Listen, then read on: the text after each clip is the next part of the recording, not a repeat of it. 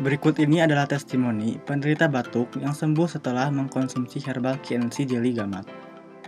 Nama Sunarti, alamat Kampung Madu, RT 6 RW 1, Kelurahan Bunder, Kecamatan Cikupa, Kabupaten Tangerang, Banten.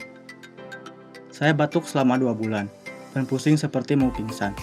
Saya sudah minum obat resep dari dokter, tapi masih juga. Kebetulan saya lihat di YouTube KNC Jelly Gamat, lalu saya mencobanya.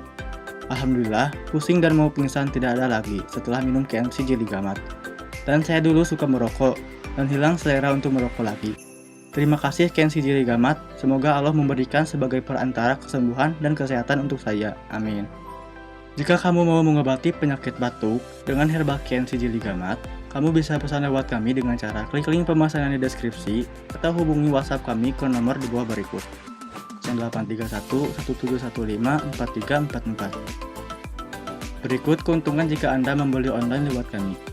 Kirim barang dulu baru transfer pembayaran. Produk 100% asli dengan stok terbaru. Siap melayani 24 jam konsultasi.